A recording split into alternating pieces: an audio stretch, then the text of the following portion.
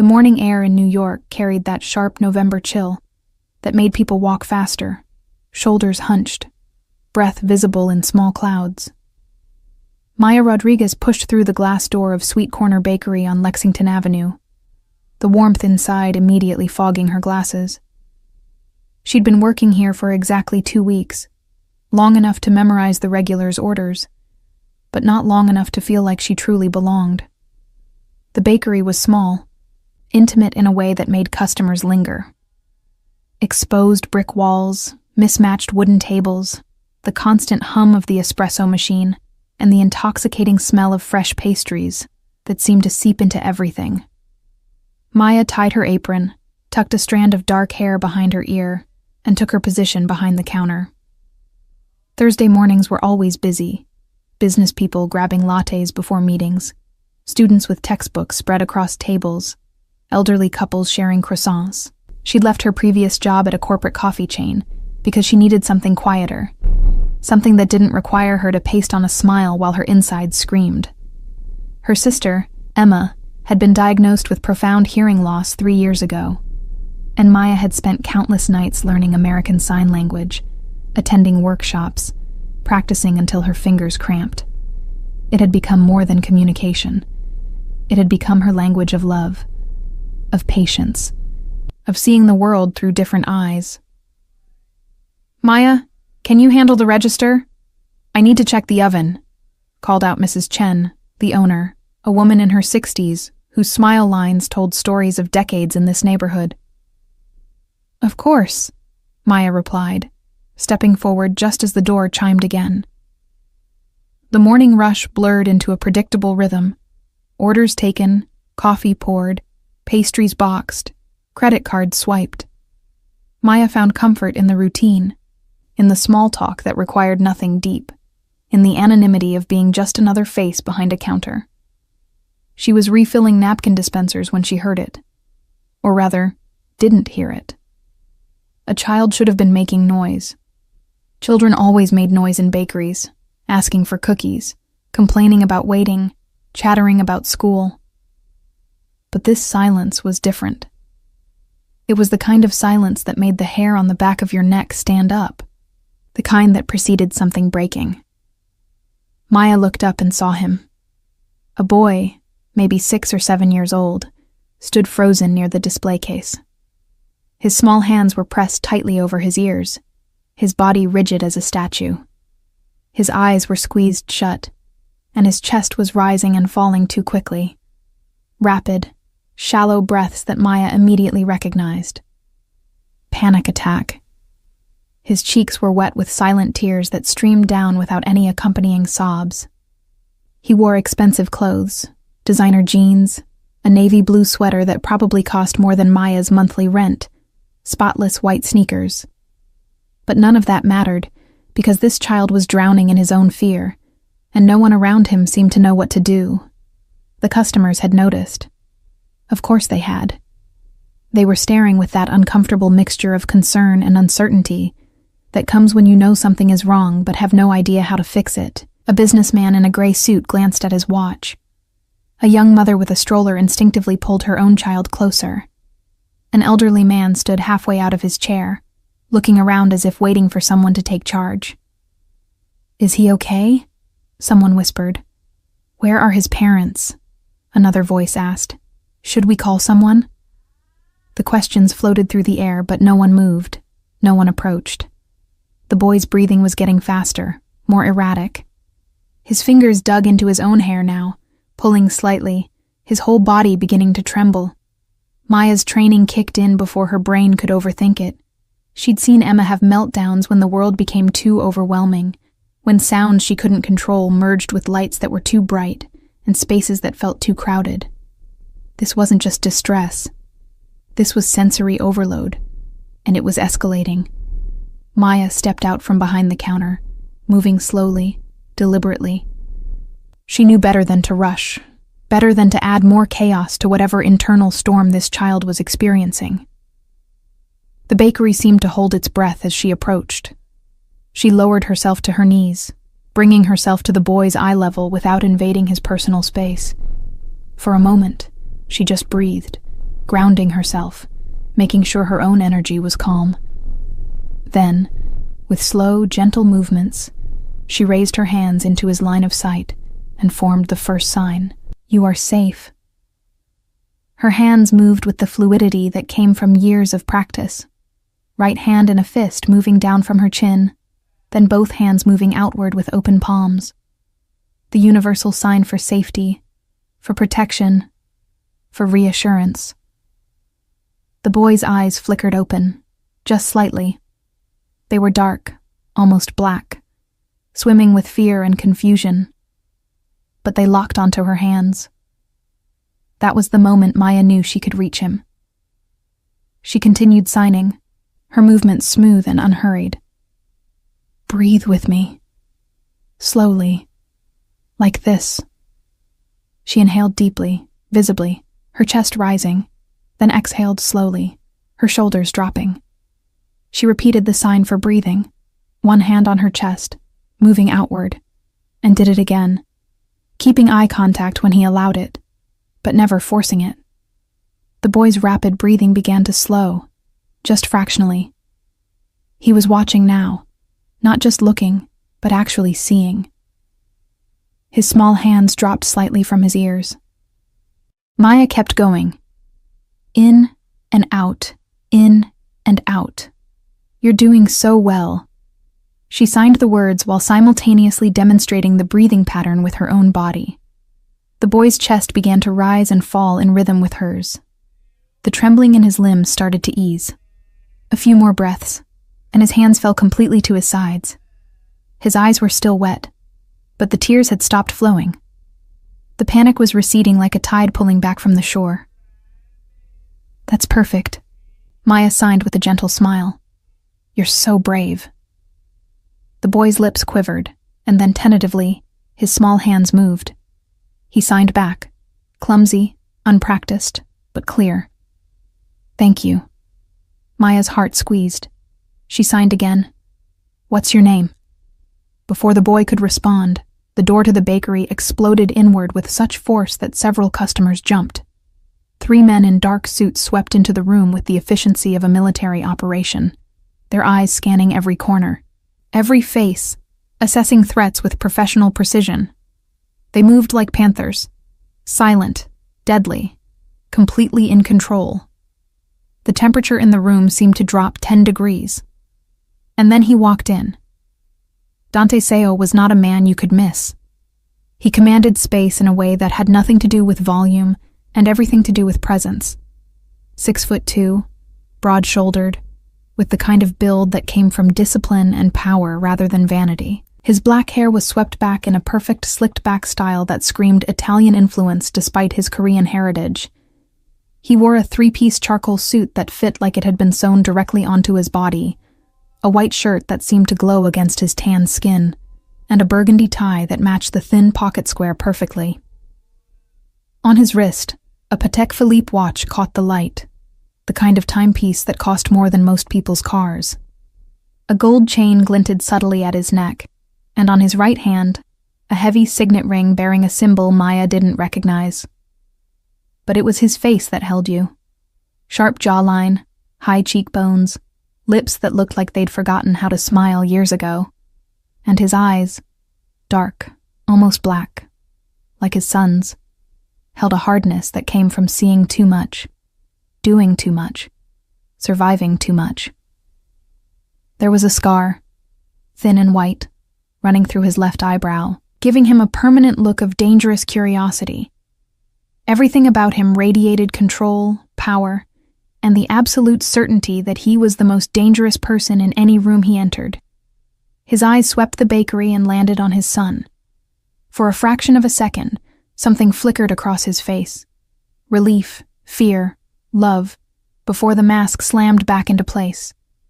He moved forward with purposeful strides, his men flanking him but keeping distance, and then he saw Maya, kneeling beside his child, a stranger, touching his world.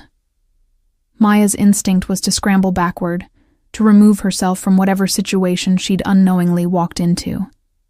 But the boy, Jin, she would soon learn, reached out and grabbed her sleeve, holding on with a grip that said, "Don't leave me." So she stayed, rooted to the spot, as this man who looked like he could end lives with a snap of his fingers approached them. Dante Seo stopped 3 feet away. He looked down at his son, then at Maya, then back at Jin. The boy's hands moved, signing something Maya recognized. She helped. The world seemed to pause. Dante's expression didn't soften exactly, but something in his eyes shifted. He lowered himself to one knee, an action that seemed almost impossible for a man who clearly never showed vulnerability, and placed one large hand on his son's shoulder. Jin didn't flinch, didn't pull away. That alone seemed to surprise everyone watching. Dante's voice, when he finally spoke, was deep, controlled, with the faintest trace of an accent that suggested English wasn't his first language. "Jin, are you hurt?" The boy shook his head. His hands moved again, slower this time, more deliberate. "She speaks my language." She made the bad feeling stop.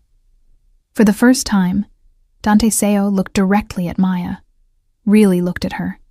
His eyes were analytical, taking in everything. Her bakery uniform, her nervous posture, the way Jin still held onto her sleeve, the slight tremor in her hands. He was reading her like a book, written in a language only he could understand. And whatever he saw made him come to a decision that would change everything. He stood, his full height once again imposing, and turned to one of his men. When he spoke, his voice carried the weight of absolute authority, the kind of command that was never questioned, never debated, never ignored. "Bring her in." The words hung in the air like a verdict. Maya's blood turned to ice. "Bring her in." That phrase didn't sound like an invitation. It sounded like an order, like the beginning of something she couldn't walk away from. The man Dante had addressed, tall, Korean, with a scar running down his neck, nodded once and took a step toward her. "Wait," Maya started, her voice cracking. "I don't understand. I was just helping." "Miss Rodriguez." Dante's voice cut through her panic with surgical precision. He knew her name. How did he know her name? "My son has not responded to a stranger in 8 months. He does not allow physical proximity. He does not communicate outside our home. Yet here he is, calm, because of you." He paused, and something that might have been exhaustion flickered behind his eyes. "I am not a man who believes in coincidences, and I do not waste opportunities. You will come with us." "I have a job," Maya said, hating how small her voice sounded. "I have a life. I can't just—" "You will be compensated." Dante's tone suggested this was not a negotiation. "Generously, your current employer will be taken care of. Your apartment rent will be covered. Whatever obligations you have will be handled. What you cannot do is walk away from my son when he needs you." Mrs. Chen appeared from the back, her face pale, her hands twisting in her apron.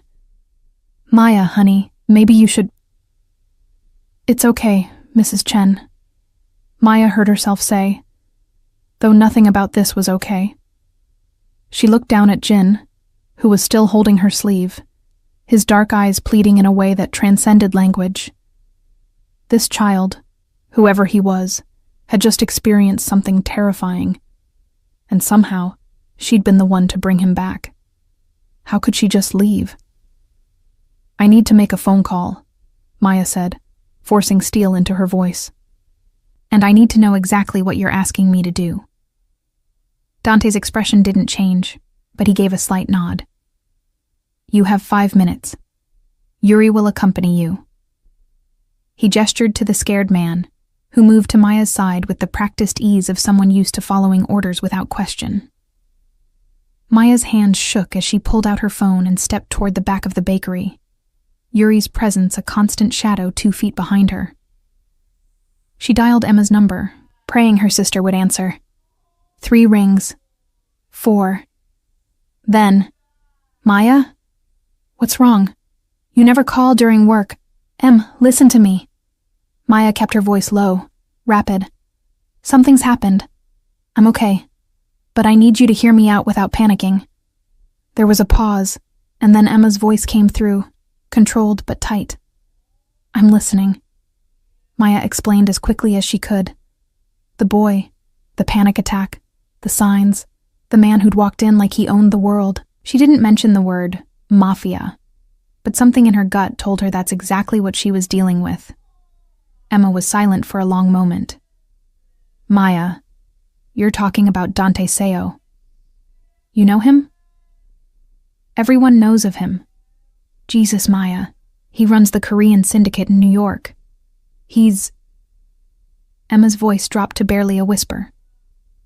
He's not someone you say no to, but he's also not someone who hurts people without reason. If he's asking you to help his son, then... Another pause. Then that little boy must really need you. I'm scared, Em. I know, but I also know you. You wouldn't be considering this if you didn't already see yourself saying yes. Emma's voice softened. Just promise me you'll be careful, and that you'll keep me updated. Every day. If anything feels wrong, I'll call you immediately, I promise. And Maya, for what it's worth, I think you're brave as hell. Maya ended the call and returned to the main room, where Dante stood exactly where she'd left him, Jin now sitting in a chair beside him, munching on a croissant that one of the suited men must have provided. The bakery had cleared out. Whether by choice or coercion, Maya couldn't tell. Mrs. Chen was wiping down tables with exaggerated focus, deliberately not making eye contact. I'll do it, Maya said, before she could change her mind. But I have conditions. One of Dante's eyebrows rose fractionally, the only indication that he wasn't used to people making demands. Go on. I need to be able to contact my sister whenever I want. No restrictions on phone calls or visits. Second, I want to know exactly what happened to Jin. Medically, psychologically, everything. I can't help him if I don't understand him. Third, I'm not a prisoner. If this isn't working, if I feel unsafe, I leave. No questions asked. Dante studied her for a long moment, and Maya had the distinct impression he was recalculating everything he'd assumed about her. Finally, he nodded. Agreed. With one clarification. You may leave if it is not working for you. But Jin's progress will be the measure of success, not your comfort. If he needs you, I expect you to adapt. It wasn't exactly what she'd asked for, but it was more than she'd expected. Fine. Then we have an understanding. Collect whatever you need from your apartment. Yuri and Marcus will accompany you. You will move into the CO residence tonight. Tonight? I need more than a few hours to... Miss Rodriguez. Dante's voice dropped lower, taking on an edge that made Maya's spine straighten involuntarily. My son is finally showing signs of progress. I will not risk that momentum for your convenience. You will have everything you need provided to you. Whatever you require that cannot be moved will be handled. This is not a discussion. And just like that, Maya's life as she knew it ended. The next 3 hours passed in a blur. She was driven in a black SUV with tinted windows to her small apartment in Queens, a fifth-floor walk-up with peeling paint, and a radiator that clanged like a prisoner trying to escape. Yuri and Marcus, who turned out to be far less intimidating once they stopped looming and started efficiently packing her belongings, handled everything with surprising care. They didn't rush her, didn't complain when she spent 10 minutes deciding which books to bring, didn't comment when she carefully wrapped a framed photo of her and Emma at Coney Island. Mr. SEO said to tell you that your rent is paid through the end of your lease, Marcus said, his English heavily accented but clear. And that your landlord has been contacted. You can return whenever you wish. How generous, Maya muttered, shoving clothes into a suitcase. She wanted to be angry, wanted to resent this forced upheaval, but every time she closed her eyes, She saw Jin's face. The fear, the relief, the hope. She'd spent years learning to help Emma navigate a world that wasn't built for her. Maybe this was just an extension of that. Maybe. By the time the SUV pulled up to the SEO residence, the sun was beginning to set, painting the sky in shades of orange and purple. Maya expected an apartment building, maybe a penthouse. She did not expect this. The mansion sat in the Upper East Side, tucked behind iron gates and security systems that probably cost more than a small country's GDP. It was a 4-story brownstone that had been restored to perfection, original architectural details preserved, modern security seamlessly integrated. The kind of home that whispered old money while screaming new power. The gates opened silently as they approached, and the SUV pulled into a circular driveway where a fountain, an actual fountain, burbled peacefully in the center. "Welcome to your new home," Yuri said, and Maya couldn't tell if he was being sincere or sarcastic. The interior was even more impressive. Marble floors, high ceilings with ornate molding, artwork that Maya suspected was original and probably worth more than she'd earn in a lifetime. But it wasn't cold. There were touches of warmth, fresh flowers in vases, photographs on side tables, a child's drawing hung on the refrigerator with a magnet shaped like a cartoon bear. Someone lived here. Someone loved here. Miss Rodriguez. An older woman appeared, Korean, with silver hair pulled back in an elegant bun, and kind eyes that crinkled at the corners. "I am Mrs. Lim, the house manager. Mr. SEO asked me to show you to your quarters and explain your role." Maya followed her up a sweeping staircase to the 3rd floor. Mrs. Lim moved with the efficiency of someone who'd been managing estates for decades, pointing out important rooms: the kitchen, Jin's bedroom, Dante's office. Do not enter without permission. The library, the gym. "This is your suite," Mrs. Lim said, opening a door to reveal a space that made Maya's entire apartment look like a closet. Bedroom with a king-sized bed, sitting area with a fireplace, private bathroom with a tub that could fit 3 people, walk-in closet already stocked with clothes in her size. "How did you—" "Mr. SEO is very thorough," Mrs. Lim said with a small smile. "Your primary responsibility is Jin. His schedule is structured but flexible. He attends a private school 3 days a week. They are equipped to handle his needs, but he struggles with transitions. The other days, he has therapists who come here. You will coordinate with them.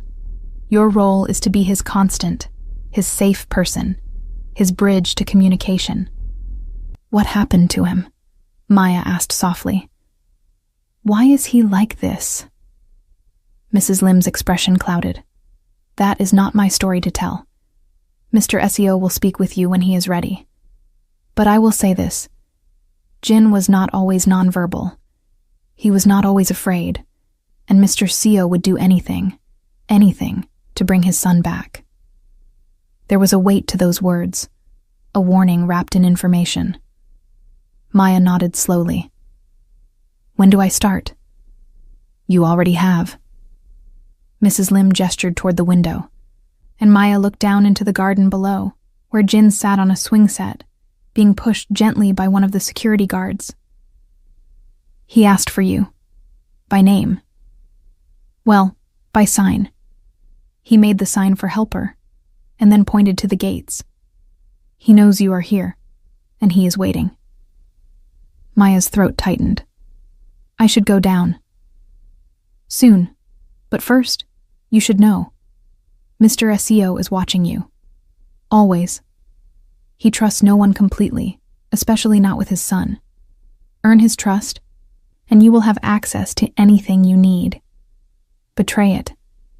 Mrs. Lim didn't finish the sentence. She didn't need to. Maya unpacked quickly, changing into jeans and a sweater that felt more appropriate for playing with a child than the professional clothes she'd worn to the bakery. As she headed downstairs, her heart hammering, she thought about Emma's words. Brave as hell. She didn't feel brave. She felt terrified, But sometimes bravery wasn't about not being scared. It was about moving forward anyway.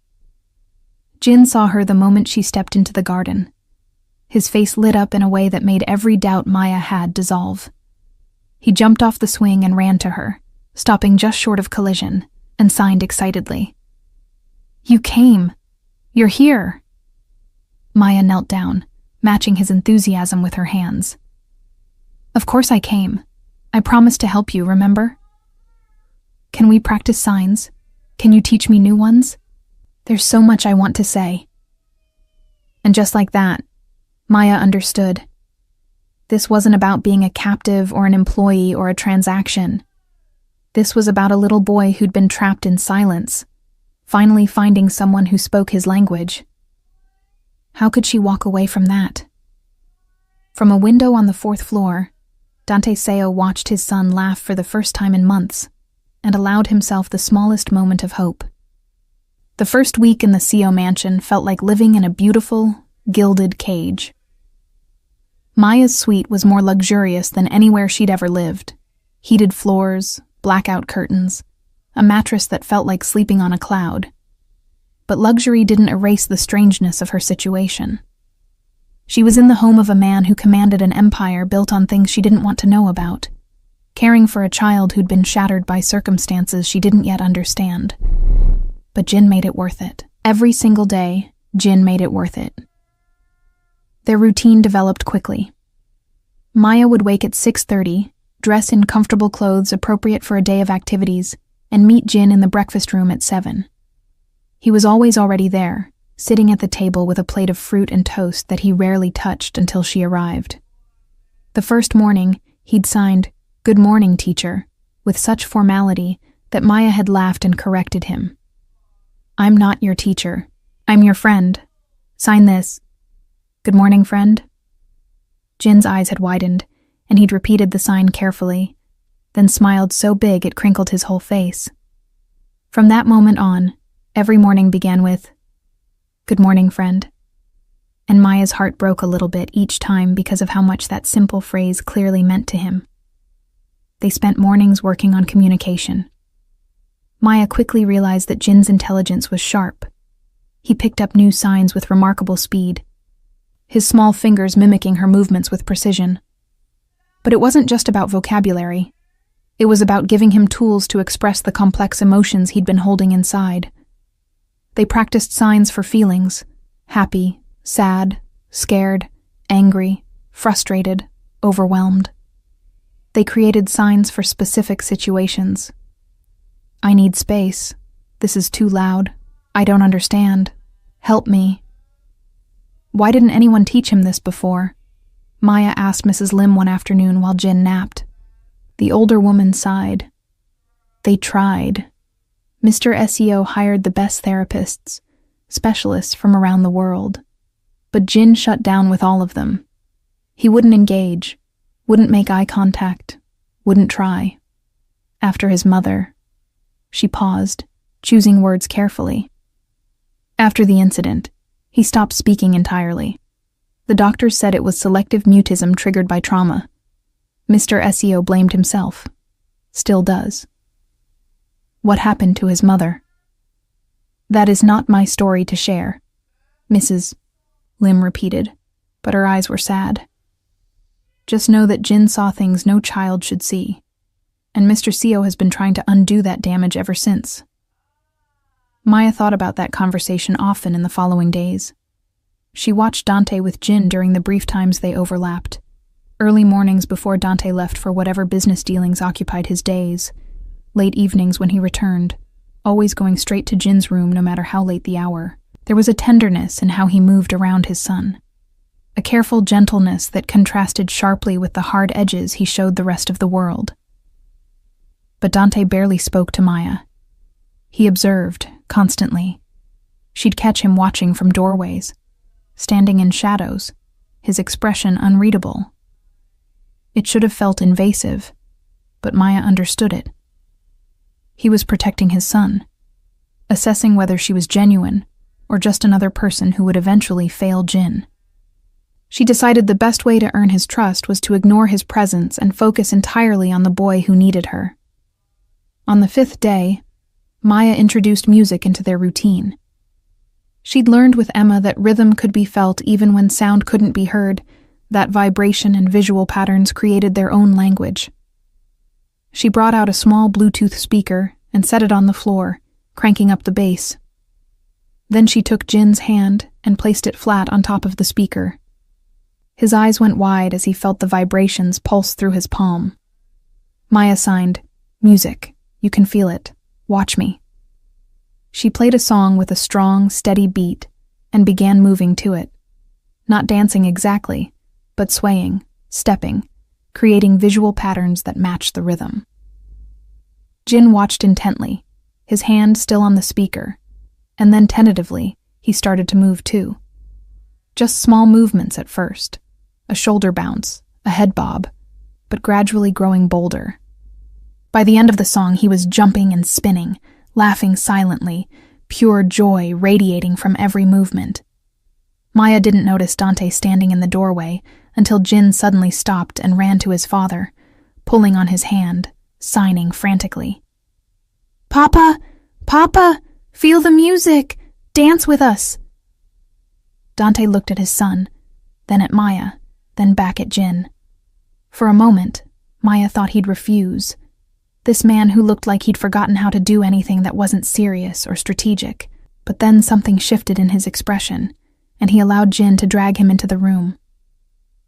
Maya quickly restarted the song, and Jin placed his father's hand on the speaker, just as he'd done with his own. Dante's face went carefully blank, but Maya saw the moment the vibrations registered, the slight widening of his eyes.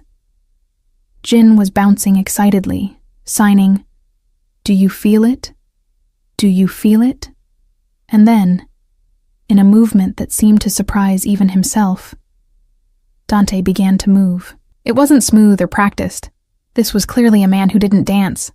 But he matched Jin's bouncing, mimicked his son's steps, and the smile that broke across Jin's face was absolutely radiant. Maya stepped back, giving them space, but Jin wouldn't allow it. He grabbed her hand with one of his, and his father's hand with the other, forming a circle, and they moved together. Awkward, mismatched, perfect. When the song ended, Jin threw his arms around both of them, and for just a second, Maya felt Dante's hand brush against hers where they both held the child between them. That night, after Jin was asleep, Maya was reading in her suite when there was a knock on her door. She opened it to find Dante standing there, still in his work clothes, but with his tie loosened and his jacket gone. He looked exhausted, the kind of bone-deep tired that came from carrying too much for too long. "May I come in?" His voice was quieter than she'd heard it before. Of course, Maya stepped aside, suddenly very aware that she was wearing flannel pajama pants and an old college sweatshirt, her hair in a messy bun. Dante entered but didn't sit, instead standing near the window, looking out at the garden where lights illuminated the paths in soft gold. "I owe you an explanation," he said without preamble.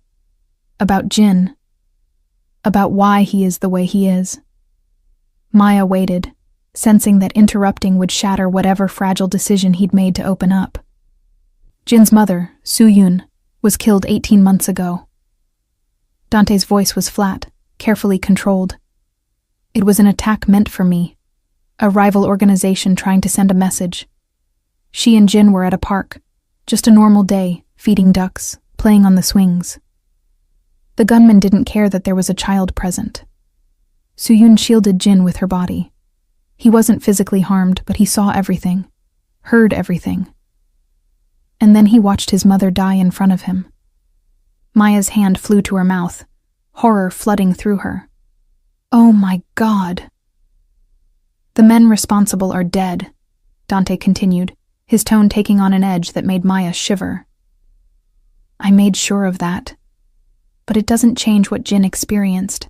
He stopped speaking that day, stopped making sounds entirely. The doctors said his mind associated vocal expression with danger, with the screaming and gunfire.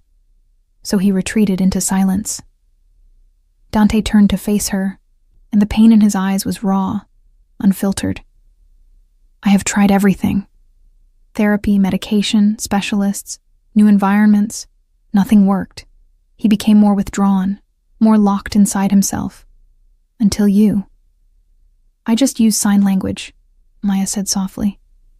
It wasn't anything special. It was everything. Dante took a step closer. You gave him a way to communicate that felt safe. You didn't push him to speak, didn't treat him like he was broken. You met him where he was. And in one morning, you accomplished what dozens of professionals couldn't in a year. Maya didn't know what to say to that. She looked down at her hands, the same hands that had signed words of comfort to a terrified child, and felt the weight of responsibility settle even heavier on her shoulders. I need you to understand something, Dante said, his voice dropping lower. My world is not safe. It is not kind. The people I deal with do not follow rules or care about collateral damage. By bringing you into my home, I have made you part of that world, and I need to know if you can handle that. Are you asking if I'm going to run? Maya met his eyes. Because I won't. Not while Jin needs me. Why? The question was sharp, probing. You didn't ask for this. You could demand to leave, and I would allow it. Why stay? Maya thought about Emma, about all the times people had stared at her sister with pity or discomfort, about the teachers who'd suggested she'd be better off in a special school, about the strangers who spoke slowly and loudly, as if deafness meant stupidity. She thought about how isolating it was to exist in a world that wasn't built for you, where communication was a constant battle, and being understood was a rare gift. Because I know what it's like to love someone the world doesn't know how to reach, she said finally. And I know what a difference it makes when someone tries. Jin deserves someone who tries. Something in Dante's expression shifted, not softening exactly, but opening, like a door that had been locked for years suddenly cracking ajar. I am not a good man, Miss Rodriguez. I have done things that would horrify you. I will continue to do them because that is the life I chose. But everything I do, everything I am, is to protect my son.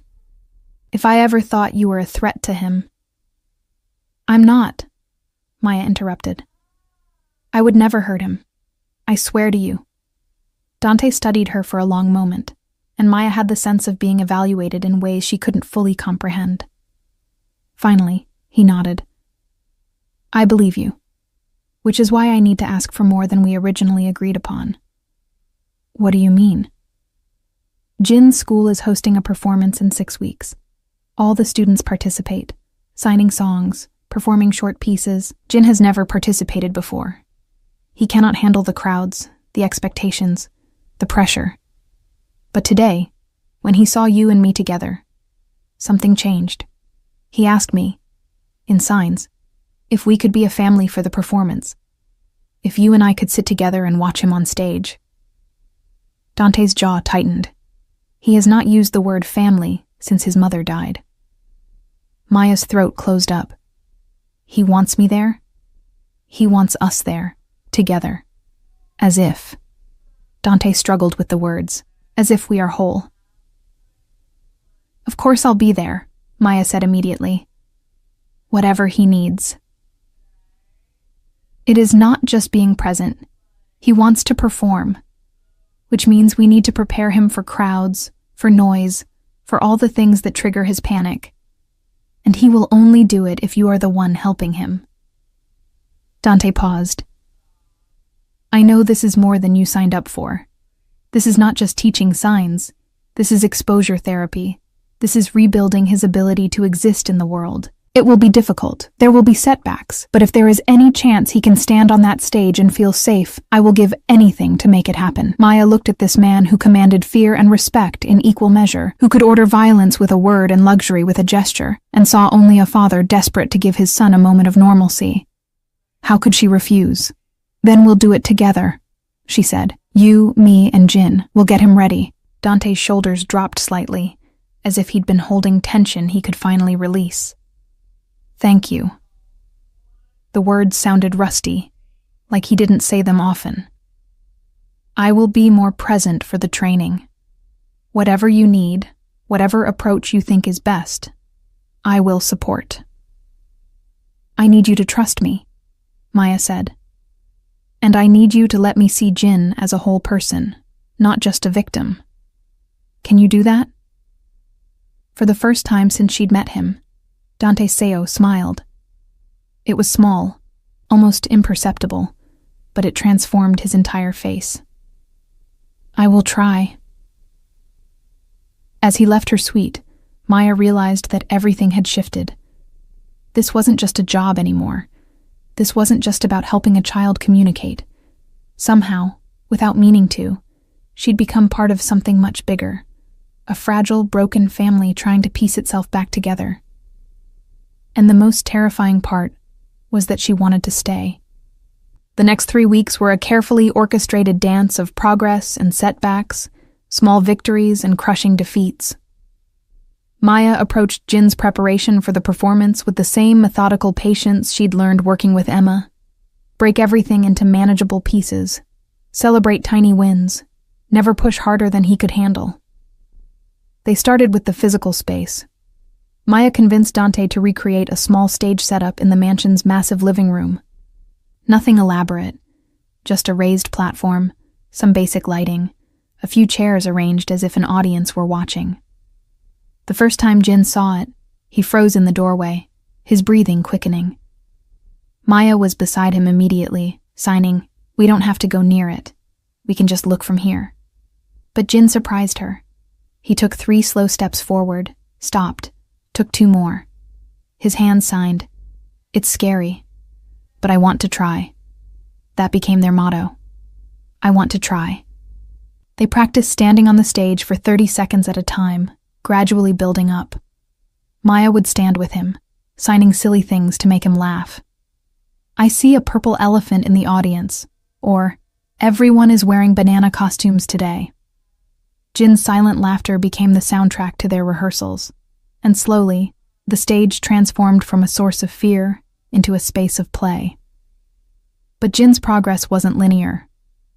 Some days he'd bound into the living room eager to practice. Other days he'd shut down completely, retreating to his room and refusing to engage. Maya learned to read the signs, the way he'd tap his fingers against his leg when anxiety was building, how his eyes would dart to exits when he felt trapped, the slight tension in his shoulders that preceded a meltdown. On those hard days, she didn't push. Instead, they'd curl up in the library, surrounded by books, and she'd tell him stories in sign language, elaborate tales about brave knights and clever dragons, about children who saved kingdoms and animals who spoke secret languages. Jin would watch her hands with rapt attention, occasionally signing questions or adding his own details to the stories. These moments felt just as important as the stage practice, maybe more so. They were building trust, creating a foundation of safety that Jin could always return to. Dante kept his promise about being more present. He'd arrive home earlier than before, still wearing his business armor, tailored suits, perfect hair, that aura of controlled danger. But he'd shed it piece by piece as he entered Jin's world. The suit jacket would come off, the tie would disappear, the Italian leather shoes would be replaced by socks, and he'd sit on the floor of the living room, watching his son practice, offering quiet encouragement in both Korean and sign language. Maya discovered that Dante was learning ASL. He'd clearly hired a tutor because his signing improved dramatically week by week. One evening, she found him in his office after Jin had gone to bed, surrounded by ASL dictionaries and instructional videos, practicing the signs for complex emotions. His movements were still somewhat stiff, lacking the fluidity that came from years of use, but the effort was undeniable. "You don't have to do this alone," she said from the doorway. Dante looked up, and for once, he didn't mask his exhaustion. "I have to be able to speak my son's language. I cannot rely on you forever to translate my own feelings." "You could," Maya said softly, "if you needed to, but I understand wanting independence." She moved into the room, settling into the chair across from his desk. Can I ask you something? About Jin's mother. Dante's expression shuddered immediately, walls slamming back into place. What do you want to know? What was she like? What did Jin love about her? The question seemed to catch him off guard. His hands stilled over the papers on his desk, and for a long moment, Maya thought he wouldn't answer. Then, slowly, carefully, he began to speak. Suyun was light. That is the only word that fits. She was the daughter of a diplomat, raised in both Seoul and New York, fluent in 6 languages. She could walk into a room full of my most dangerous associates and make them laugh within 5 minutes. She was brilliant, funny, impossibly kind. His voice softened. She knew what I was, what I did, and she loved me anyway. More than that, she made me want to be better than what I was. Jin has her smile, her curiosity, her fearlessness. Before the incident, he was just like her, always talking, always laughing, always asking why about everything. He'll talk again, Maya said with certainty she didn't entirely feel, but knew Dante needed to hear. Maybe not the way he used to, maybe not with his voice, but he'll find his way back to expressing himself. He's already doing it. Because of you. Dante met her eyes, and the intensity there made Maya's breath catch. You have given him something I could not. Hope. No, Maya corrected. I've given him tools. You gave him the hope. Every time you sit on that floor and watch him practice, every time you learn a new sign so you can tell him you're proud, every time you come home early just to have dinner with him, that's the hope. That's what he needs most. He needs to know his father isn't going anywhere. Something flickered across Dante's face. Vulnerability, gratitude, something else Maya couldn't name. I need you to know that I see what you are doing, not just for Jin, but for me. You are teaching me how to be a father again. I do not have words adequate to... You don't need to thank me, Maya interrupted. Just keep showing up. That's all either of us needs. Their relationship shifted after that conversation. Dante began seeking her out more, not just about Jin, but about everything. He'd ask her opinion on small household decisions. Should they repaint Jin's room? Would it be too overwhelming to add a fish tank to the library? What did she think about hiring a piano teacher who could incorporate sign language? These questions felt like trust being extended, like Dante testing whether Maya would stay true to her word about being part of Jin's life. But there were also moments that felt less professional and more something else. The way Dante's hand would linger on the small of Maya's back when he guided her through a doorway. The way he'd watch her with Jin, his expression unguarded in a way it never was around anyone else.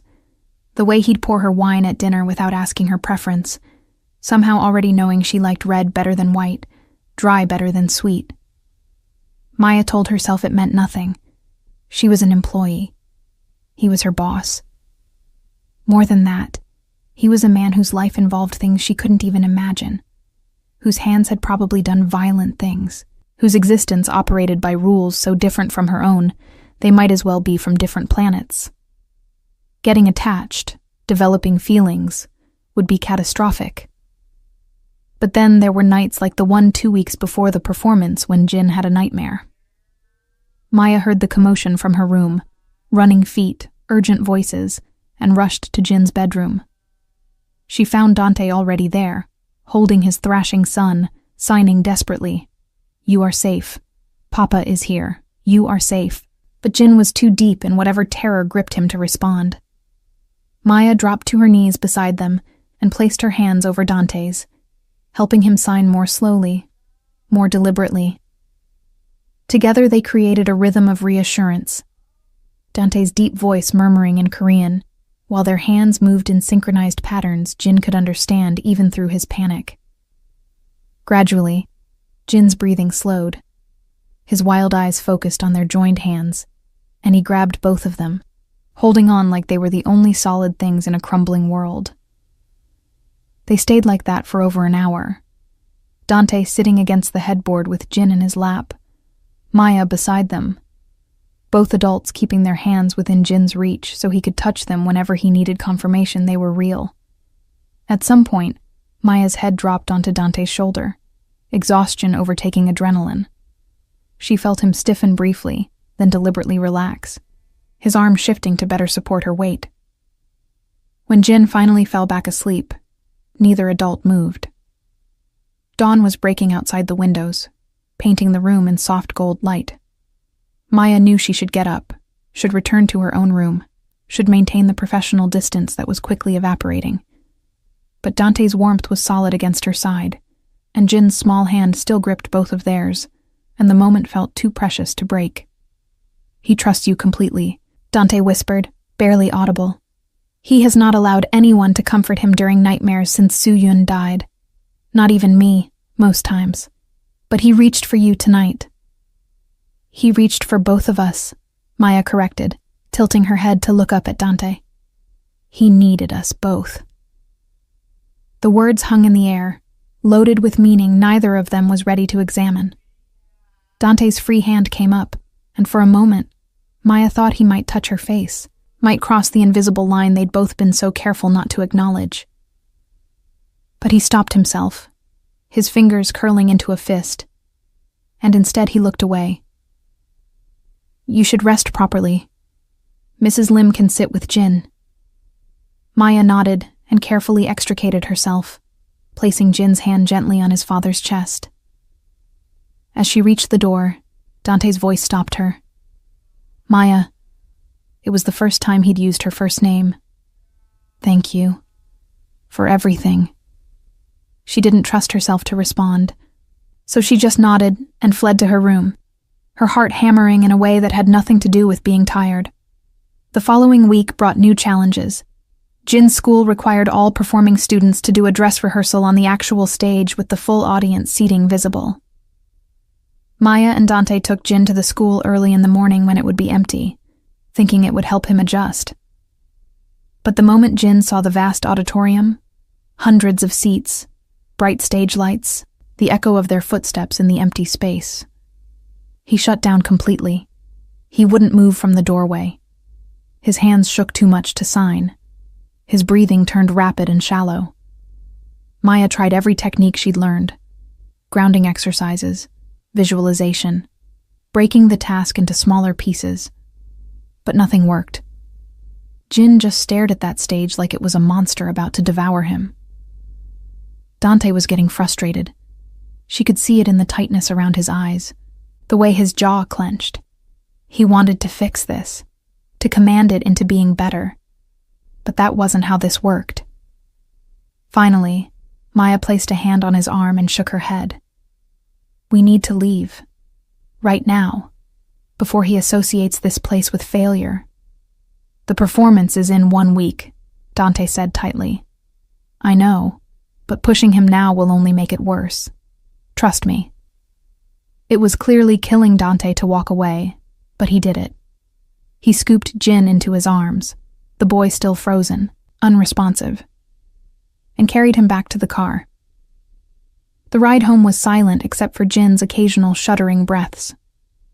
Maya sat in the back seat beside them, keeping one hand on Jin's leg, letting him know through touch that she was there, that he hadn't failed, that everything was okay. Back at the mansion, Jin went straight to his room and refused to come out for the rest of the day. Maya tried twice to coax him out, but he just shook his head and turned away. It was progress. In a way, he was communicating his need for space rather than melting down completely, but it still felt like a devastating step backward. That evening, Maya found Dante in the gym, absolutely destroying a punching bag. His shirt was off, revealing a torso covered in scars, some surgical, some clearly from violence, a few that looked like old bullet wounds. Tattoos wound around his ribs, Korean characters Maya couldn't read, a dragon that stretched from his hip to his shoulder blade, other symbols whose meanings were mysteries.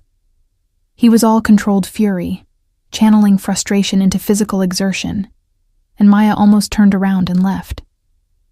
But then he saw her in the mirror and stopped, breathing hard, sweat dripping down his neck.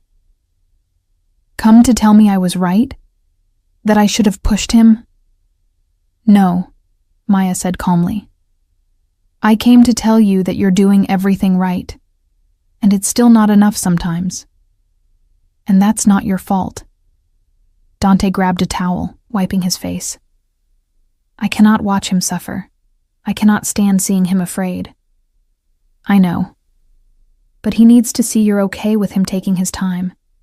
If you're frustrated, he'll feel like he's letting you down. Kids internalize that. I am not frustrated with him, Dante said sharply. I am frustrated with myself, with my inability to protect him from the consequences of my choices.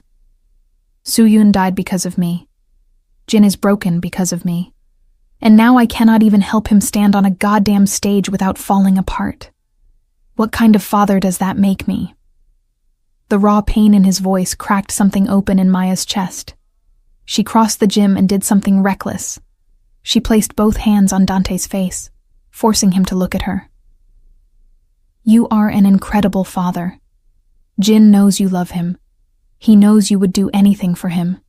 Yes, he's struggling. Yes, this is hard. But he's trying because you taught him bravery. He's fighting because you showed him how. Stop punishing yourself for circumstances you couldn't control, and start seeing what's right in front of you. A little boy who worships his father and would walk through fire to make you proud. Dante's hands came up to grip her wrists, his touch searing against her skin. They were too close, too intense, too everything.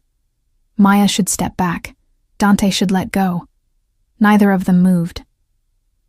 You see the best in everyone, Dante said quietly, even when they do not deserve it. I see what's true, Maya whispered. And the truth is that you're not the monster you think you are. For a moment, the world balanced on a knife's edge. Then Dante released her wrists and stepped back, the walls slamming back into place. You should rest. Tomorrow we try a different approach. Maya nodded and left, her wrists still tingling from his touch, her heart still racing. Whatever was growing between them, this thing neither of them could name, was getting harder to ignore. And Maya had no idea what to do about it. The week before the performance became a pressure cooker of emotion, preparation, and breakthroughs that felt simultaneously miraculous and terrifying. Maya woke each morning with her stomach in knots, wondering if this would be the day Jin gave up entirely, or the day everything clicked into place. Neither happened. Instead, progress came in fragments. 2 steps forward, 1 step back, sideways dancing that somehow still moved them toward the goal. After the disastrous dress rehearsal attempt, Maya changed tactics entirely. If they couldn't go to the stage, they'd bring the stage to Jin. She recruited Yuri and Marcus to help transform the living room into something closer to the actual auditorium. They added more chairs, borrowed proper stage lights from a theater supply company Dante's connections provided access to within hours, and even piped in recorded ambient noise, the shuffle of feet, the murmur of conversation, the rustle of programs. Jin's initial reaction was panic. But Maya had learned to read the difference between, I can't do this and I'm scared, but I can try. She sat on the floor beside him, not on the stage, and signed a story about a boy who found magic in his hands, who could speak without words and make people understand feelings they didn't know they had. Jin watched, transfixed, and when the story ended, he signed back. Is that me? Am I the boy? Yes, Maya signed. You are the boy with magic hands. And this stage is where you'll show everyone your magic. They practiced just being in the space first. Maya would play music, the vibrations Jin could feel through the floor, and they'd just exist there together. No expectations, no performance, just presence. Gradually, Jin began to relax. He'd lie on the stage, feeling the bass thrum through his back. He'd run from one end to the other, testing boundaries. He'd stand in the spotlight and make shadow puppets, giggling silently at the shapes on the back wall. Dante watched all of this from the periphery and Maya could see him struggling with wanting to help, but knowing his intensity sometimes overwhelmed Jin. One evening, after Jin had gone to bed, Dante approached Maya in the library where she was reviewing ASL videos for the performance piece.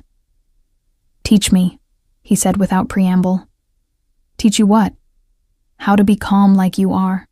How to make him feel safe instead of pressured." Dante sat down heavily in the chair across from her, and the exhaustion in his posture was profound. "I am not good at this, at being soft. My entire life has been about being hard, about never showing weakness, about maintaining control. But Jin does not need that version of me. He needs someone I do not know how to be." Maya set aside her laptop and leaned forward. "You already are what he needs. You just have to trust it. When Jin looks at you, he doesn't see a mafia boss or a dangerous man. He sees his papa who holds him during nightmares, who learns sign language to talk to him, who sits on the floor and dances to music he can barely hear. That's who you are to him. That's who you need to be. What if I fail him?" The question was barely audible. "You won't. You couldn't. Because failure would mean giving up, and you're not capable of that. Not when it comes to Jin." Maya reached across the space between them and took Dante's hand, a gesture that had become more natural than it should be.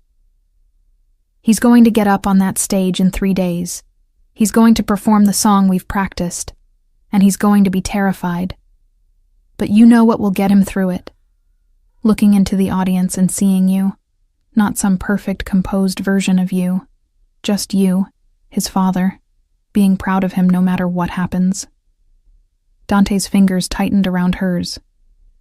"And you will be there also. Of course, right beside you." "Good." He didn't let go of her hand. "Because I find that I need you there too. Not just for Jin. For me." The admission hung between them, weighted with everything they'd been avoiding saying. Maya should pull her hand away, should remind him about boundaries, about professionalism, about the 1,000 reasons why anything between them was impossible. But she didn't. She just sat there, holding the hand of a man who terrified and captivated her in equal measure, and let herself feel whatever this was for just a moment longer. The moment was broken by Mrs. Lim's discreet cough from the doorway. "Excuse me, Mr. SEO. There is a call that requires your attention."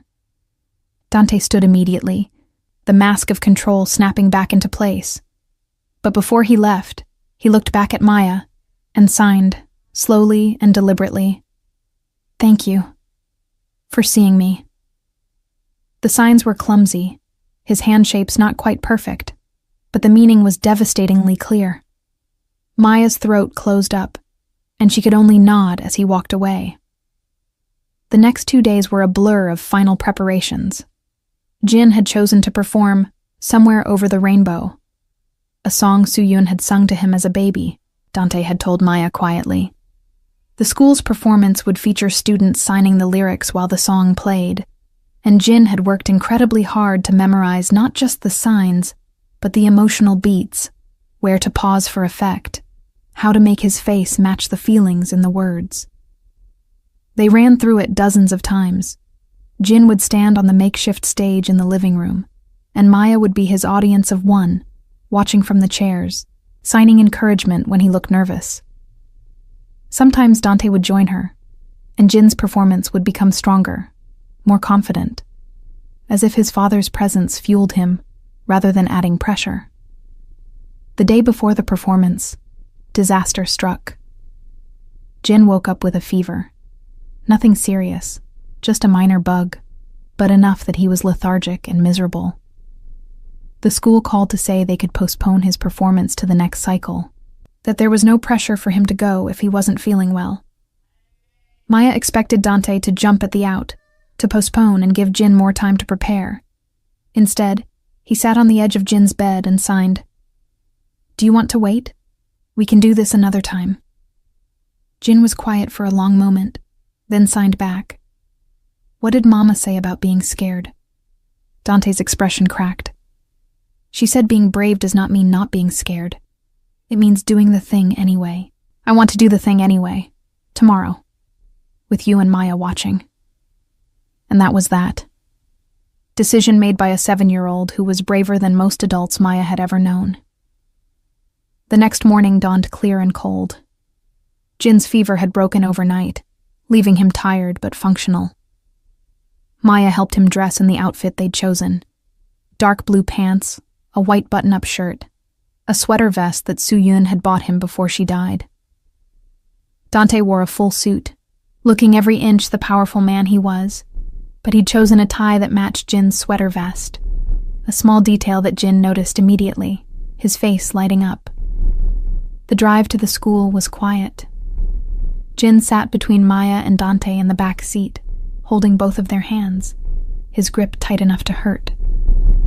Maya signed stories to distract him, and Dante maintained a running commentary in Korean that Maya couldn't understand, but that seemed to soothe Jin.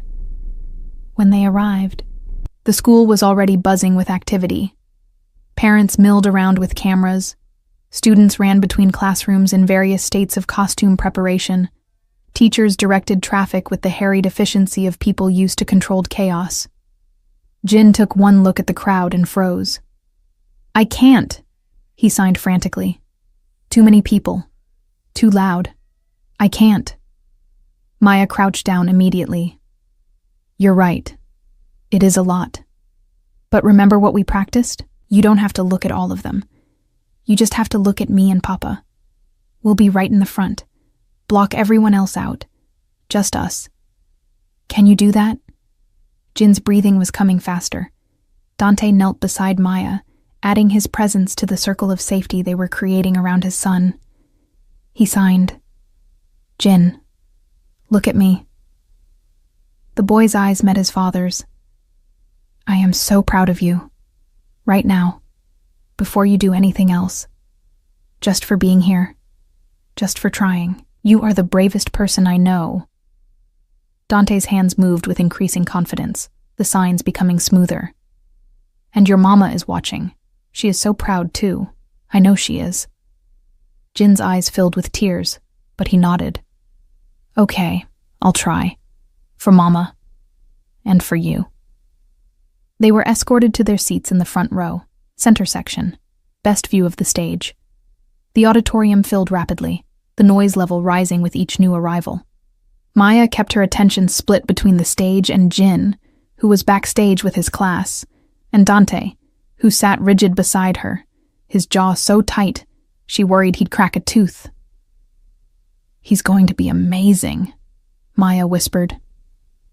"He's going to be terrified," Dante countered. "Both things can be true." The lights dimmed. The principal came out and gave a welcome speech that Maya barely heard. Then the performances began. Young children came out in groups, some singing, some signing, some doing both. Every parent in the audience watched with that mixture of pride and anxiety, universal to anyone who'd ever watched their child perform. And then it was Jin's turn. His class, 8 children total, filed onto the stage. Jin was third from the left, and Maya's heart clenched at how small he looked under those massive lights. The music began, the familiar opening notes of "Somewhere Over the Rainbow," and the children began to sign. Jin's hands moved mechanically at first, stiff with fear. His eyes were locked on the back wall, avoiding the audience entirely. Maya could see the panic building, could see the moment he started to shut down. Without thinking, she stood up. Dante's hand shot out to grab her wrist. "What are you?" But Maya was already moving to the front of the stage, careful to stay out of the spotlight but visible to Jin. She caught his eye and began signing along with him, mouthing the words, her whole body engaged in the performance. Jin's gaze locked onto her, and something shifted. His movements became smoother. His face began to show expression. He was still scared, that was obvious, but he was doing it anyway. Dante stood as well, moving to stand beside Maya. He didn't know all the signs, but he did what he could, and more importantly, he smiled at his son with such pure love and pride that Maya felt tears spring to her eyes. Jin saw them, both of them, standing together, signing with him, being his anchor in the storm. And his whole demeanor transformed. He wasn't just performing anymore. He was communicating, expressing, sharing something beautiful with a room full of strangers. When he signed "I'll Fly Away" and actually looked at the audience, spreading his arms like wings, Maya heard Dante make a choked sound beside her. The song ended. The children took their bows, and the applause was thunderous. Parents were standing, cheering, and right in the front row, Dante Seo, the man who'd never shown weakness, who'd built an empire on fear and respect, had tears streaming down his face. Jin ran off the stage the moment they were dismissed, flying into Maya's arms first, then Dante's, then both of them together. They stood there in front of hundreds of people, this makeshift family, holding each other while Jin's body shook with silent, joyful sobs. "I did it," he signed when he finally pulled back. "I did it for Mama. Did she see? Did you see?" "We saw," Dante signed back, his own hands shaking. "She saw. You were perfect. So perfect." People were starting to leave, parents collecting children, teachers beginning the cleanup process. But Maya, Dante, and Jin stayed frozen in their bubble, unable to quite believe what had just happened. Finally, a teacher approached hesitantly. "Mr. Seo, we wanted to tell you, Jin was incredible. We've never seen him so engaged. Whatever you're doing, whatever changed, it's working. He's coming back to us." Dante looked at Maya over Jin's head, and the expression on his face was one she'd never seen before. Complete, unguarded gratitude mixed with something deeper, something that made her breath catch. "Yes," he said quietly. "Something did change. Everything changed." They drove home in a glow of triumph, Jin chattering away in signs about every detail of the performance, how it felt to be on stage, what he'd noticed about the other kids, what he wanted to do next time. Next time. Those words were a promise, a declaration that he wasn't going to let fear win. Back at the mansion, Mrs. Lim had prepared a celebration dinner. All of Jin's favorite foods, plus a cake decorated with musical notes and rainbows. Jin insisted Maya and Dante sit on either side of him, and throughout the meal, he'd reach out to touch them both, as if confirming they were really there. After dinner, Jin was exhausted, crashing hard from the adrenaline and the emotion. Dante carried him up to bed, and Maya followed to help with the nighttime routine.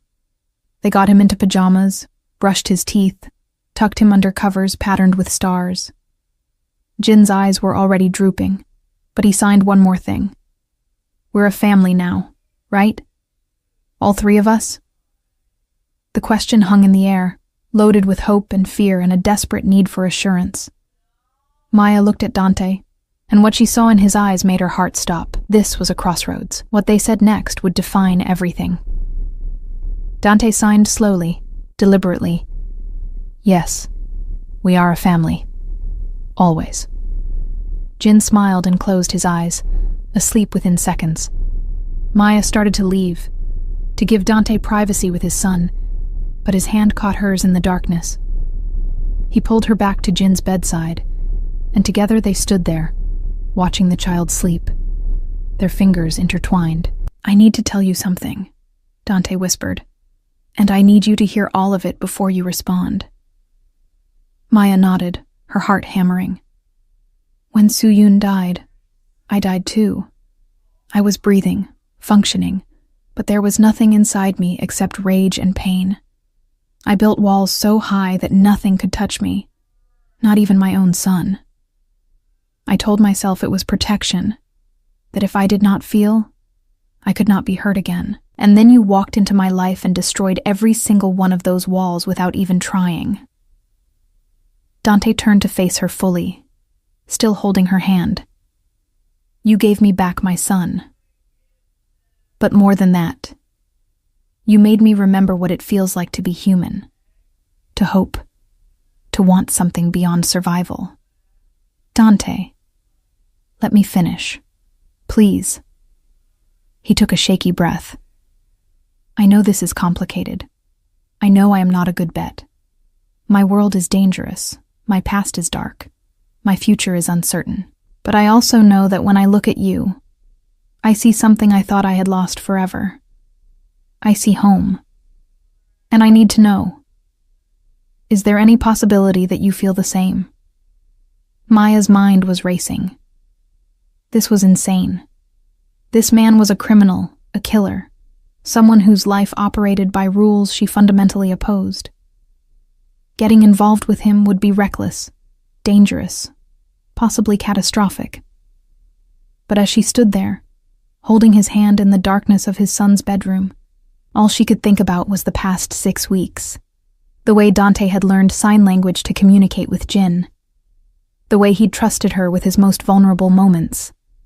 The way he'd stood beside her at that performance, openly weeping, breaking down every hard facade he'd spent years building. She'd fallen in love with him. Not with the Mafia boss, not with the dangerous man in expensive suits, but with the father who would do anything for his son. With the broken man learning how to be whole again. With the person who saw her not as an employee or a convenience, but as someone essential. Yes, Maya whispered. I feel the same. I tried not to. I tried to keep boundaries. But somehow, in teaching Jin to communicate, you and I started communicating too. And I can't imagine leaving. I can't imagine not being part of this. She gestured around the room, encompassing Jin, the house, the life they'd built together. Part of you. Dante's hand came up to cup her face, his thumb brushing across her cheekbone with devastating gentleness. I will keep you safe. I will never let my world touch you or hurt you. I swear it. I know, Maya said. I trust you. And then he kissed her. Soft at first, tentative, as if afraid she might pull away. But Maya leaned into it, her free hand coming up to rest against his chest, where she could feel his heart hammering. The kiss deepened, became something urgent and necessary, weeks of tension and unspoken feelings finally finding release. When they finally broke apart, both breathing hard, Dante rested his forehead against hers. I love you, he said simply. I did not think I would ever say those words to anyone again. But I love you, Maya Rodriguez, completely, terrifyingly, irrevocably.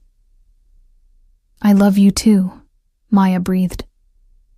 Even though this is crazy, even though I barely know what I'm agreeing to. I love you. They stood there, wrapped around each other in the dim glow of Jin's nightlight, and for the first time since Su Yun's death, Dante Seo allowed himself to believe in the future. A future with this incredible woman who'd walked into his life and changed everything. A future where his son could thrive. A future built not on violence and fear, but on love and patience and the quiet magic of hands that spoke when words failed. From his bed, Jin slept peacefully, surrounded by the two people who loved him most, and in his dreams, he flew over rainbows, his mother's voice singing him higher, while below, his father and Maya held hands and watched him soar. The weeks following Jin's performance brought a transformation that seemed almost too perfect to be real. Jin's confidence grew exponentially. He started initiating conversations in sign language, even with people he didn't know well. He'd go to the park, and, instead of hiding behind Dante or Maya, he'd approach other children and sign hello with the kind of brave vulnerability that made adults stop and stare.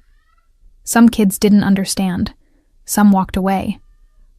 But some tried to communicate back, and those moments were pure gold. Jin returned to school full-time, and his teachers reported a complete change.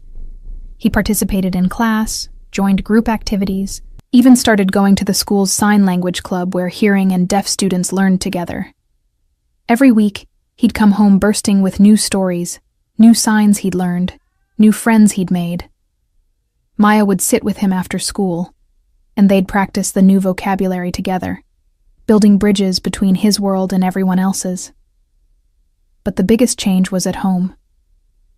The mansion, which had felt like a mausoleum when Maya first arrived, beautiful but cold, elegant but empty, became warm. There was laughter now.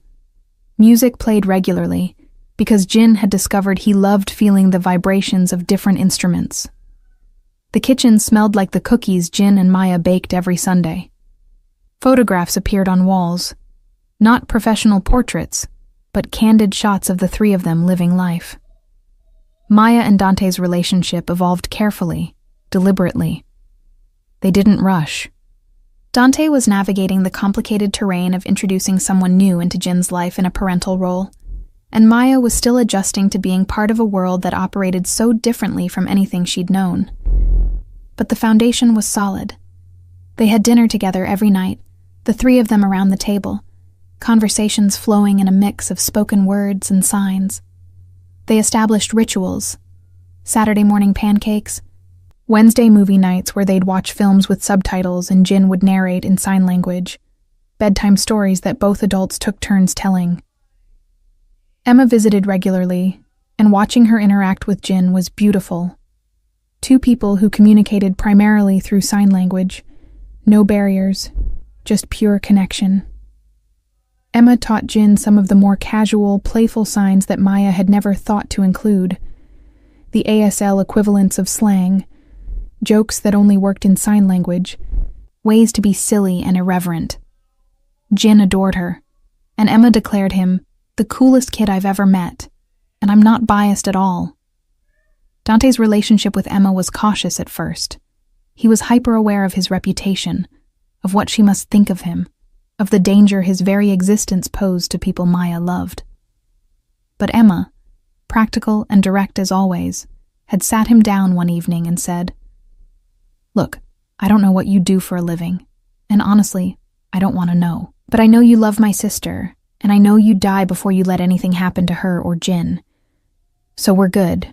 Just keep loving her. That's all I ask."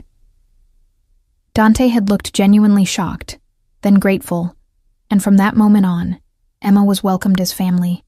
She'd show up for dinner unannounced, would text Dante directly when she needed something, would sit with Jin and teach him things while Maya and Dante stole quiet moments alone. It was messy and imperfect and absolutely perfect, but Maya knew that the life Dante led outside their home hadn't changed. He still left early some mornings and returned late. He still had meetings in his office with men whose faces were hard and whose eyes assessed everything. He still occasionally came home with bruised knuckles or a tight set to his jaw that said something had gone wrong. Maya didn't ask questions. That was the unspoken agreement. She'd trust him to keep the darkness away from their door, and he'd trust her not to dig into things that might put her in danger. Except one night, about 2 months after the performance, the darkness came anyway.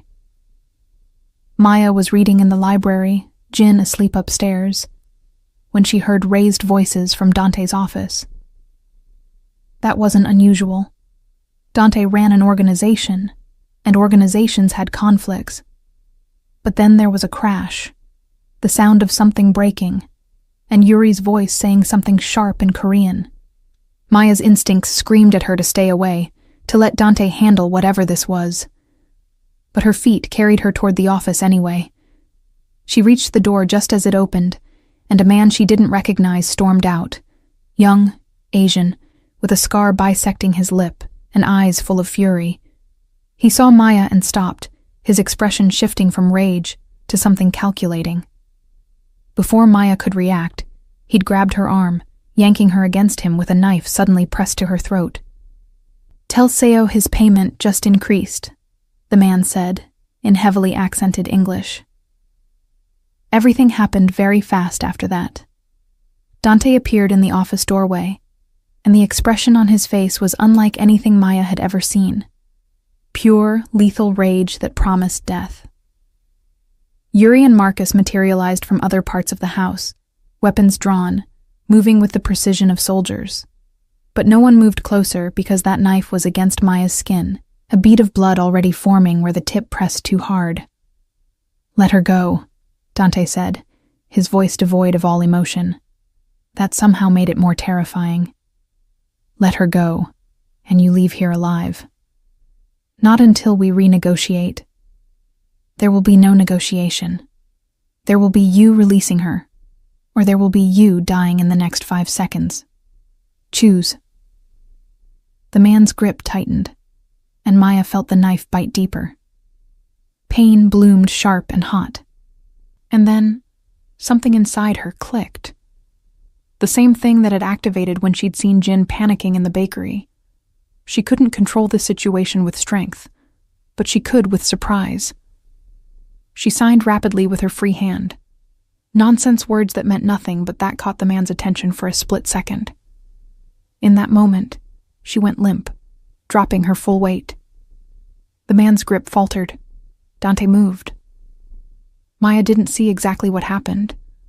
1 second she was falling. The next she was being pulled away by Marcus while Dante disarmed the man with brutal efficiency. There was a sickening crack, a scream, and then Yuri was hauling the man out of the house while Dante turned to Maya with wild eyes. You're bleeding.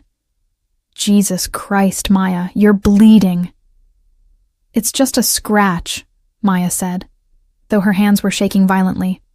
I'm okay. I'm okay. Dante pulled her into his arms, holding her so tightly she could barely breathe. She felt him trembling, felt the racing of his heart, felt the fear he'd been holding back crash over him now that the immediate danger had passed. You could have died, right here, because of me. But I didn't. I'm fine. Dante, I'm fine. He pulled back to look at her neck, his fingers feather light as they examined the cut. It was shallow, barely more than a scratch like she'd said, but it was bleeding steadily. Dante called for Mrs. Lim, who appeared with a first aid kit, her face pale but composed. As she cleaned and bandaged the wound, Dante stood there looking shattered, and Maya realized this was his nightmare coming true, his world touching someone he loved, putting them in danger. After Mrs. Lim left, Dante dropped to his knees in front of where Maya sat on the couch. He took her hands, his grip gentle despite the violence those hands had just enacted. I cannot keep you safe. I thought I could keep that part of my life separate, but I cannot. And I will not ask you to stay in a world that puts you at risk. So I am giving you a choice, and I will respect whatever you decide. What choice? Maya asked, though she already knew. You can leave. I will set you up anywhere you want to go. You will never want for anything. Jin will understand. I will make sure he understands. You will be safe. Or, Dante's voice broke, or you can stay. But if you stay, you need to understand what that means. It means accepting that there will always be risk. It means learning to live with security, with precautions, with the knowledge that my enemies might try to use you to hurt me. It means becoming part of this world fully, not just the beautiful parts you've seen, but all of it. And I cannot ask that of you. I will not. Maya looked at this man kneeling before her, this powerful, dangerous man who was offering her freedom, even though it would destroy him. She thought about the past months, about Jin's laughter and Dante's careful tenderness, and the family they'd built from broken pieces. She thought about Emma's words, keep loving her. She thought about what Soo-Yun had said about bravery, doing the thing anyway. I'm staying, she said firmly. Maya, I'm staying, Dante. Yes, tonight was scary. Yes, I understand the risk. But do you know what would be scarier? Leaving. Walking away from Jin. From you. From this life we've built. I'm not naive. I know what you do, even if I don't know the details. And I'm choosing this anyway. I'm choosing you. Why? The question was anguished. Why would you choose this? Because love isn't just for the easy times. It's not just for when everything is safe and comfortable. It's for the hard times too. It's for exactly this, standing beside each other when things get dark, and choosing to stay anyway. Maya cupped his face, making him look at her.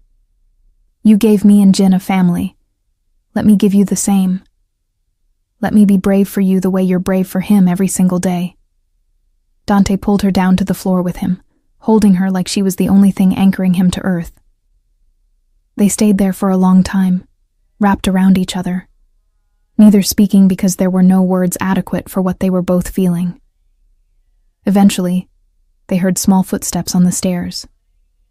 Jin appeared, rubbing his eyes, signing sleepily, "Bad dream. Where are you?" Both adults stood immediately, and Jin's eyes went wide when he saw the bandage on Maya's neck. "What happened? Are you hurt?" Maya signed calmly. "Small accident. I'm fine, promise." Jin looked between them, his young face serious beyond his years. Then he signed, "You're staying, right? Both of you? Forever?" "Forever," Maya and Dante signed in unison. Jin nodded, satisfied, and took both of their hands. "Good. Because we're family. Family doesn't leave." They went upstairs together, tucked Jin back into bed, and this time both adults stayed until he fell asleep. In the hallway outside his room, Dante pulled Maya close again. "I will spend every day of my life making sure tonight never happens again," he promised. "I will restructure everything, increase security, eliminate anyone who might pose a threat. You and Jin are my priority. Everything else is secondary." "I know," Maya said. "I trust you." And she did. Completely.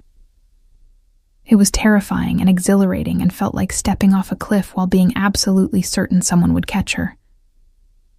But that's what love was, wasn't it? Trusting someone with your safety, your future, your whole heart, even when logic said you shouldn't. The following months proved Dante's promise wasn't empty. Security around the mansion tripled. Background checks became more stringent. Dante shifted some of his more dangerous operations to trusted lieutenants, focusing his own efforts on legitimate business ventures, real estate, technology investments, entertainment holdings. He was still powerful, still commanded respect and fear, but he was also building something cleaner for his son, to potentially inherit someday if Jin chose. More importantly, Dante actively worked on changing the culture within his organization. He brought in consultants to teach his people about trauma-informed care, about working with disabilities, about creating inclusive environments. It was strange and unprecedented, a Mafia organization attending diversity training. But Dante did it because Jin was growing up watching, and he wanted his son to see a world where power didn't have to mean cruelty. Maya continued working with Jin, but her role evolved. She started a small nonprofit focused on teaching ASL to families with children who had communication challenges. Dante funded it completely, never asking for anything in return, just wanting Maya to have something that was hers. The organization grew quickly, helping dozens of families, and Maya found fulfillment she'd never expected. She was making a difference on a larger scale, using the skills she'd developed with Emma and refined with Jin to change lives. Jin thrived. He became something of a local celebrity in the deaf and hard-of-hearing community. This hearing child who'd chosen sign language as his primary communication method, who was fluent and expressive and helped bridge gaps between worlds. He gave talks at schools, participated in ASL poetry competitions, and became an advocate for inclusive education. His fear hadn't disappeared entirely. He still had hard days, still occasionally needed to retreat when the world became overwhelming. But he'd learned to manage it, to communicate his needs, to trust that the people around him would understand. A year after that first performance, Jin's school announced another show. This time, Jin didn't just want to participate, he wanted to perform a solo. He'd written a piece himself, a poem in ASL about finding your voice when the world tries to take it away, about family being the people who learn to speak your language. He practiced for weeks, refining every sign, every facial expression, every movement. The night of the performance, Maya wore a simple black dress, elegant but understated. Dante wore a suit that probably cost more than a car, but he'd forgone the tie, leaving his collar open, looking more relaxed than Maya had ever seen him in public. They sat in the front row again, their spot, holding hands, both terrified and excited in equal measure. When Jin took the stage, he was calm, confident. He looked out at the audience, and his eyes found Maya and Dante immediately. He signed, "This is for my family, for everyone who helped me find my voice." The performance was breathtaking. Jin moved with a grace and expressiveness that left the audience speechless. He signed about darkness and light, about fear and courage, about being broken and being rebuilt. And when he reached the final lines, "I am more than my silence. I am more than my fear. I am the boy who learned to fly when the world said I should only crawl." There wasn't a dry eye in the auditorium. The applause was thunderous, but Jin didn't bow and leave like the other performers. Instead, he gestured for Maya and Dante to come to the stage. Confused, they stood and walked forward. Jin took their hands, positioning them on either side of him, and signed something the entire audience could see. "Thank you for being my family. Thank you for teaching me that love is the loudest language." Dante's composure shattered. He picked up his son, holding him tightly, and Maya wrapped her arms around both of them. The audience's applause grew louder, more intense, a standing ovation for a little boy who'd overcome impossible odds and the family who'd helped him do it. Backstage, after the performance, a reporter from a local news station approached. They'd been doing a series on inclusive education and had heard about Jin's story. "Mr. Seo, can we ask you a few questions?" Dante, usually so private, so careful about public appearances, nodded. "Of course. Your son has become something of an inspiration. What would you say to other parents who are struggling with children who've experienced trauma or have communication challenges?" Dante looked at Jin, then at Maya, then back at the reporter. "I would say, do not give up. I would say there is always a way to reach your child. You just have to be willing to learn their language instead of forcing them to speak yours. I would say find someone who sees your child not as broken but as whole, just different. And I would say that love, real love, means showing up every single day. Even when it's hard. Even when you fail. Even when you don't know what you're doing. Because children do not need perfect parents. They need present ones." The interview made it onto the evening news, and suddenly, Maya's nonprofit was flooded with requests for information. Dante's organization became known not just for its power, but for its unexpected advocacy for disability rights and inclusive practices. It was strange and unprecedented, but it was also real. Change, slow but steady, rippling outward from one little boy who'd learned to communicate without words. 6 months later, on a crisp autumn evening, Dante proposed, not with grand gestures or public displays, but in their library, the place where they'd had so many quiet conversations, where they'd first admitted their feelings. Jin was there too, holding the ring box, bouncing with barely contained excitement. "Maya Rodriguez," Dante said, his voice steady, despite the emotion in his eyes. "You walked into my life at my lowest moment and showed me that it is possible to heal, to hope, to love again. You gave me back my son and gave me a future I thought was impossible. Will you marry me? Will you officially become part of this strange, beautiful family we have built?" Jin signed frantically. "Say yes! Say yes! I already told Mrs. Lim to make a cake." Maya laughed through her tears, nodding before she could even get the words out. "Yes, yes, of course, yes." The ring was perfect, sapphire surrounded by diamonds, elegant and unusual, just like their relationship. As Dante slid it onto her finger, Jin threw his arms around both of them, and they stood there, the three of them, holding each other in the space where their family had truly begun. The wedding, when it came 3 months later, was small. Immediate family only: Emma, Mrs. Lim, Yuri, and Marcus, a handful of Dante's most trusted people, and some of Jin's friends from school. They held it in the mansion's garden, which had been transformed with lights and flowers and an ASL interpreter, so that everyone, regardless of how they communicated, could understand the vows. Jin served as ring-bearer, taking his job incredibly seriously, walking down the aisle with perfect precision. Emma was Maya's maid of honor, signing throughout the ceremony for Jin and the other deaf guests in attendance. And when the officiant asked if anyone objected to the union, Jin signed loudly.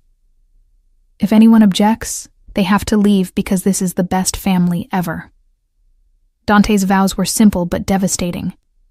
Maya, I promise to learn your language every day. I promise to protect you and honor you and choose you over and over for the rest of my life. You saved my son. You saved me. And I will spend forever trying to deserve you. Maya's vows mirrored his. Dante, I promise to be brave with you.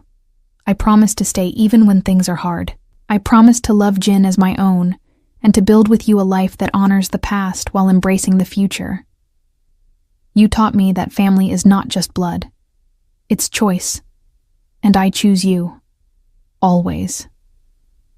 When they kissed, sealing their commitment, Jin cheered silently, his hands clapping above his head, his whole face radiating joy. The reception was filled with laughter, dancing, and countless moments of people communicating across language barriers, because love was the translator they all needed. That night, after Jin had been tucked into bed, now calling Maya Mama without hesitation, and the guests had departed, Dante and Maya stood in their bedroom, finally alone. The weight of the day, the emotion of the vows, the reality of what they'd just done settled over them. Do you regret it? Dante asked quietly. Choosing this life? Choosing me? Maya took his face in her hands, making him look at her. I don't regret a single moment. From the very first day, when a scared little boy needed help and I decided to reach out, to right now, becoming your wife, I would choose it all again. You and Jin are my home. This is where I belong. Dante kissed her then, deep and thorough, pouring years of pain and hope and love into that single connection. And when they finally broke apart, he whispered, I love you. In every language, in every universe, I love you.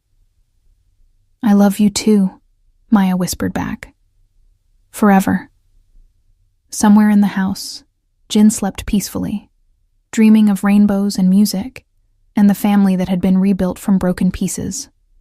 Above him, Suyun's photograph watched over his bed, and if you believed in such things, you might say she was smiling. Her son was happy.